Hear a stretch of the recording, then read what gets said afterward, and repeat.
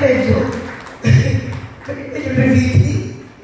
But anyway, giving to all of you. And thank you so much for the time. Actually, the call time is 7:30. But the start of time talaga is 8 p.m. Exam 8 p.m. But anyway, bago po magbigay ng mensahe, welcome to our Project Watch under of the GCA Philippines. We advocate time consciousness and honesty. Kaya siguro ako naging national chairman. Mula bata pa lang ako hanggang paglaki, hindi ko po talaga kaya magsinungaling. Dahil honest po talaga akong tao. That's why I'm very flattered. It's my really honor na maging national chairman ng Project Watch. Kaya bago po ako magbigay ng mensahe for welcome remarks, unang-una magbibigay po kayo muna po ako, of course, sa ating national president. Even though he knows na sobrang sipag ko, kaya wala po akong boses, but I'm thankful ang napakasipag na ating national president ng JC Senate Philippines na tulungan tayo para sa ating fundraising. Of course, a Time to Watch concert. Palapakan po natin. Of course, National President JC Senate Philippines, Eduardo Mencha.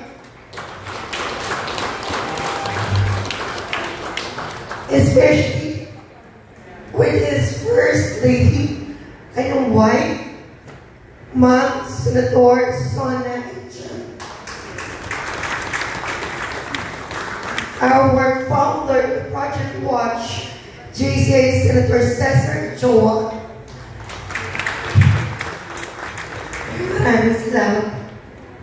National Secretary General, NSD, Senator Mike Taylor.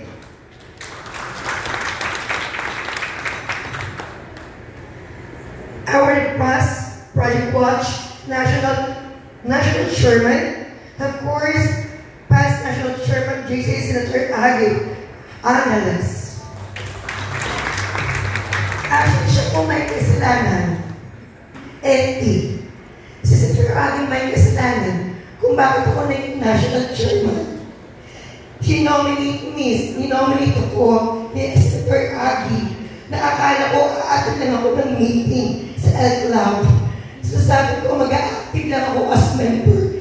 And nagulat ako, wow, ginawa niyo akong national chairman. I told her, Tita Agi, tatanggapin ko itong position nito, but the one condition, gagawin niyo ako at igagawin niyo ako yung mga past national chairman and the GSA senators. Thank you, Senator Agi, for the love and trust. And of course, ang ating pong masipag, of course, sa ating National Director, the Project Watch past National Chairman, the very active and very supportive past National Director, Senator Ernest Evangelista.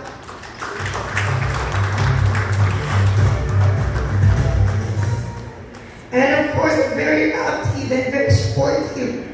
Ngayon, naiintindihan ko na po kung bakit lagi siyang stress tuwing bababa ko ng Area 1. Kasi pag bababa ko ng Area 1, wala akong stress. Kakaway, pwede kumanta, pwede mag-judge, ngingiti, autograph. Pero I'm very happy because nagkaroon tayo ng Project Watch launch with Isabella. So sabi ko, bakit so serious? Bakit sobrang hindi natin makausap? Ngayon, yung nararamdaman niya, yun ang nararamdaman ko ngayon. The very supportive and very responsible, the Area Vice President, the ating Area 1, of course, Consular GCI, Senator Gary Galatera. And of course, sa ating kaibigan mula sa GC Senate Marikina, the NSD 2021, GC Senator Joe Yorka. GCI is an important key Pops President, ang anak ng ating founder, Cesar Choa, GCA Senator Alex Choa, and And the GCA names from the MMGS, Senator Butch Altaba. And from the GCA Senate Legazpi, of course, GCA Senator John S. Pilot. Thank you so much po, sir. Kayo pa rin yung message sa akin. Yan. And of course, ating very active ang Area 3, which is from the Area 3 of the Area Vice President Area 3, Senator Tony Janet, which is kasama po namin nag-launch sa GCA Senate Legazpi sa Bicol and Sorsogon. Congratulations also, of course, ating very active, supportive National Director, Charlie Chua. Alam ko po ang Senate Legazpi kasi sobrang alaga nila ako. Libre accommodation ko, libre travel. So sobrang pamper ako sa Jesus Senate Legazpi. And of course, thank you so much, Ating Jesus Senator QZ, past National President, Senator Joyce Bernal. And of course, I'm the National President, NC Agnes Brazil. Thank you so much. And of course, the GC Senate Caloocan, GC Senator Rogelio Regala.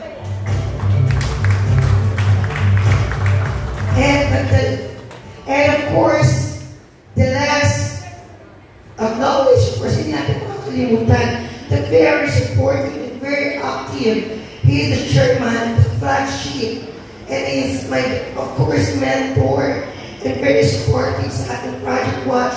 Nakasama natin sa Batanes, Isabela, Bicol, and of course, lahat ng mga program activities ng Project Watch. Ang ating masipag mula sa GCI, Senate San Juan, of course, National Executive Vice President Herbert Pan.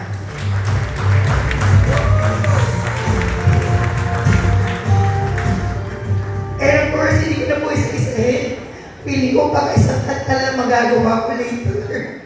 Thank you so much to all the media from the EBS, GMA 7, Channel 5, Channel 4, and of course, TV4, palakpakan po natin.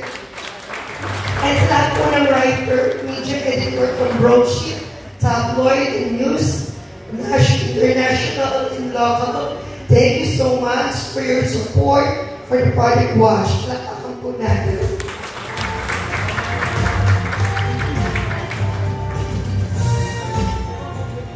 Much to all the sponsors, siguro later po sponsors, the start ng concert. But anyway, maraming pong salamat. It's really wonderful to see all of you here tonight for our time to watch the concert.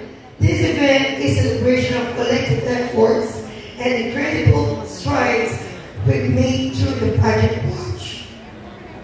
We advocate time, consciousness, and honesty. Being National Chairman of Project Watch, napakasaya po as a reflect in our accomplishment.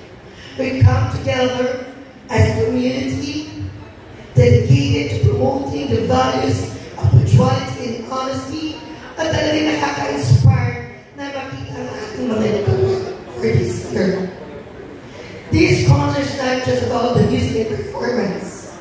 Ito ay tungkol sa pagkilala at pagpapahalaga sa masipag na trabaho at dedikasyon sa bawat isa sa inyo na nag-ambag sa ating misyon. Whether it's through our partnership with government agencies, the numerous event signing ceremonies, or the regional summits, every initiative has brought us closer to create a culture of consciousness and integrity. I want to take a moment to acknowledge the leaders, members, and partners who have been instrumental in our journey. Your dedication is the backbone of the Project Watch. Your effort, your passion, your love, are what makes it like tonight possible. Ako po ay lubos nagpapasalamat.